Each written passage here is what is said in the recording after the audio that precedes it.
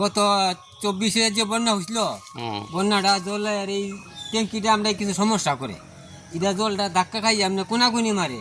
তো গতবার কিছু গাঁথনি ভাঙিয়া লাইছে, এখানেও যে গাঁথনি দিছে বোল্ডার না দিলে টিকতো না, গাঁথনিটা আপনি আপনি খুললে পারে। গতবার কিছু ভাঙছে। এবারে সাধারণ বন্যা আমার এখানে 2টা গাছ আসলো, একটা খেজুর গাছ একটা কাঁঠাল গাছ, এটি ভাঙিয়া নিছে।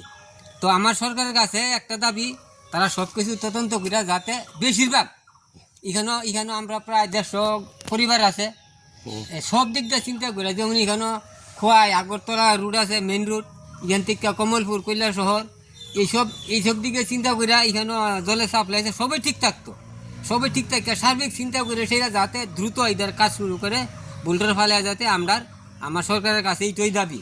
আশা করি সরকার দাবি পূরণ করবেন। ওই দেখেন না, আমার ঘর সাইডে আমার যাইতে হয়েছে, আমার পুরান ঘরটা দেখেন। আপনারা এখানে কত পরিবার বসবাস করেন? 150 পরিবার। 150 পরিবারের বসবাস না? হ্যাঁ, ইটের গাঁথনি দিলে কিন্তু থাকতো না। জি। দেখেন না, ইটের গাঁথনি খুললে ভরতে আছে।